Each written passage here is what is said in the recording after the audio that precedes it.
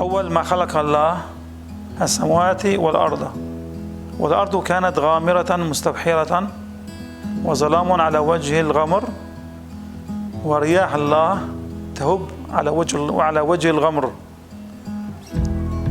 وقال الله ليكون نور فكان نور. فلما علم الله أن النور جيد فصل بينه وبين الظلام.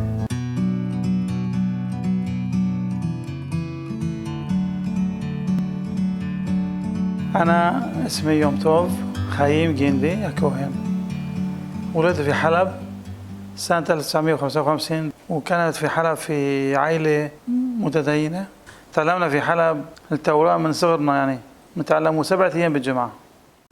هذا الشغلة ساعدتني كثير، لأنه لما صار عمري 17 سنة ونص كان بوقتها كنا موجودين في سوريا، وبتعرف في سوريا ما بيقدر واحد يروح لا لهون ولا لهون، لأنه ما في إمكانية، لأنه المخابرات بتقول لك ما بصير تطلع من البلد بدون إذن. يعني عندنا 17 سنة ونص مثل كثير ناس عايشين في محل واحد 17 سنة ونص ما بتقدر تطلع من البلد بدون ترخيص. ليش بدك ترخيص؟ ترخيص هيك إن بيخلوا الناس اليهود ما بصير يروحوا لأي محل بدون إنه المخابرات يعرفوا وين رايح ولا وين جاي.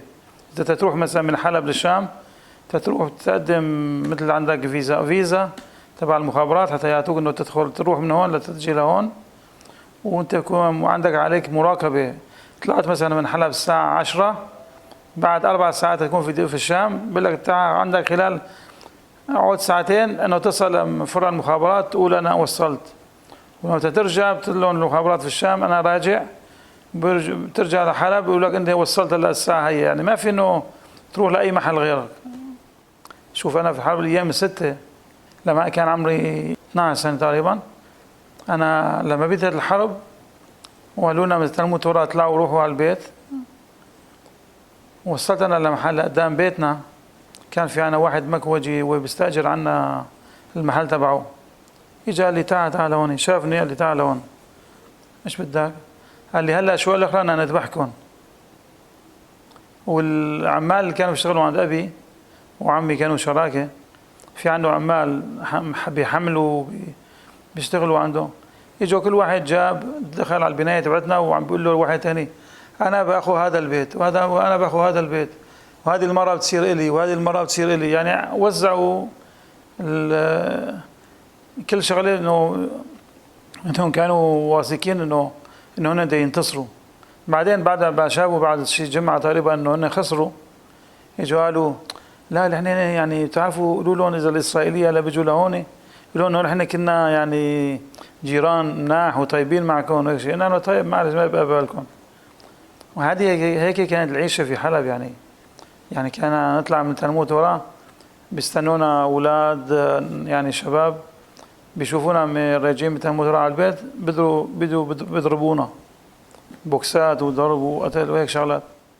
سنة 73 كان عندنا حادثة كبيرة في حلب، إنه واحد من المسلمين قال لهم لرفاته إنه أنا أشوف أنا بقدر هلا بقتل يهودي. شوفوا شلون بقتل اليهودي. راح عند دكتور، بيت الدكتور اسمه بخار، وكان الدكتور هذا مرضان شوية هو بنفسه، ما فتحوا له. طلع للطابة الأعلى وواحد فتح له واحد بيت القصاب، ولما فتح له الباب رسم اسمه راسه ومات. وما شافوا هذا الزلمة سنين طويلة، ما عرفوا منه هذا الزلمة. لكن أنا يعني أنا شاب صغير 17 ونص، يعني كانت صدمة كبيرة. وأنا قررنا إنه نحن نهرب من سوريا، لأنه الشغلة ما في مستقبل هناك أبدا. شو عم بيصير فينا حتى بديوا يقتلونا.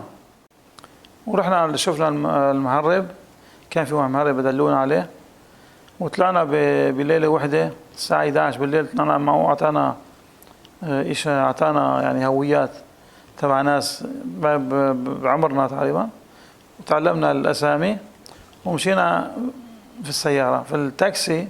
وجاب تاكسي قالنا في التاكسي هذا ما بصير تحكوا ولا كلمة، يعني ما لأنه نحن اللهجة تبع اليهودي اللهجة بتفرق عن اللهجة تبع العربي.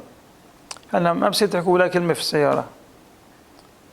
ونحن بعد ما هيك صار معنا انه صار مع المخابرات وشو القتل وهذا القصاب. بس كانه انا بليلتها لما رحنا لبيت القتيل كان واحد هو قريبنا شويه، كانت يعني بنت عمي تتجوز مع واحد من عائلته. انا شفت واحد من المخابرات مسكته هيك قلت له عيفونا بقى، خلصنا خلينا نروح بقى من هون المحل هذا، ايش بدكم منا؟ ليش انتوا كامشينا هون في وبتاع عم تقتلونا وما تخلونا نطلع؟ بس حط عينه علي، يعني بيعرف انه انا بليلتها ما قدر يعمل شيء لانه شاف انه شغله حاميه، ولكن حط عينه علي. وهنيك المخابرات بيروحوا في الشوارع تبع اليهود في منطقه جميليه، بيعرفوا كل يهودي، كل شاب وشاب معروف، يعني بيشوفوه بتعرفوا. وانا لما رحنا بدنا نهرب الساعه 11:30 طلعنا من المنطقه تبع السوق تبع حلب، يعني منطقة بعيدة عن المركز تبع حلب. ونحن طالعين من السيارة عم بشوف يعني السيارة وقفت على الإشارات الضوئية، بعده ب3 سيارات قبلنا، واحد من المخابرات بده يعدي السيارة وبعرفه يعني لو كان هذا يمشي هو واقف هسه بيشوفني راسا، بيشوفني ماشي في السيارة بيقول لي 11:30 هسه بوقف السيارة بقول لك وين رايح؟ مع التاكسي. ما بيصير يهودي يطلع من حلب. هيك قال عم ساعدنا وهو عدى الشارع ونحن بعدين مشينا، وصلنا لحدود بيروت حدود لبنان.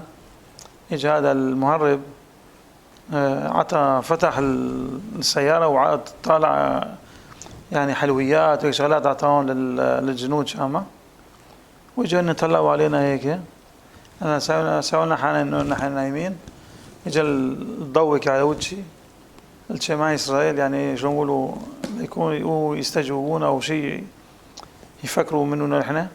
بعدين باخر شيء مشينا رحنا لبيروت. خلال 9 أشهر اجوا هربوا 98 زلمه من سوريا شوام وحلبيه. كل واحد كان عنده هيك كرسي صغيره كيف اللي خذوه معك وطلع لبرا. طلعنا لبرا في كونتينر كبير كتير تبع بيمشي في السفينه.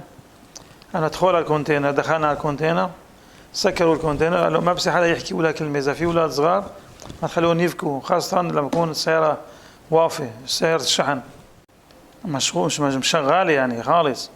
خلال دقيقتين كلهم طلعوا نزلوا من الكونتينر، طلعنا على الطياره، عقد دقيقتين 3 كنا صرنا في الجو ورحنا طلعنا لاوروبا. اوروبا وصلنا لهون لاسرائيل. انا كنت بحلب كان عمري 13 سنه 14 سنة. شفت محل فيه كتب دورة انه يتعلم الكترونيكا، رحت دا اتعلم، قالوا لي لا انت يهودي ما بتقدر تتعلم الكترونيكا. كهرباء ايوه. على كل حال انا خلصت هون في جامعة تل ابيب مهندس كهرباء، ورحت على الجيش على سلاح الجو، صرت هونيك ضابط في سلاح الجو، وسوينا كثير شغلات كويسين. لا ما فقدت تدين، دائما انا كنت متدين قبل، مو مثل هلا يعني تشوفني هيك مع دقن وبرنيطه سودا وهيك شغلات. ولكن انا لما شفت الحباد قلت هذا كويس كثير وانا بريد اصير مثلهم. شوف الحباد معناته هو انه اول شغله في الحباد انه تحب كل يهودي وتحب كل انسان، مو بس يهودي، يعني انه كل دائما يكون فكرتك على كل شخص تكون فكرة طيبة. كنت نهار واحد في دورة على الكمبيوتر، ابلكيشن اللي هو تخليه يحكي لك يقرا لك كل شغله في الكمبيوتر. لانه راح النظر تبعي مجبور استعمل الكمبيوتر مع آلية اللي هي سمعية. الكلمة الأولى أنا الله ربك. يا بني إسرائيل أنا الله ربك الذي أخرجتك من مصر من بيت العبودية.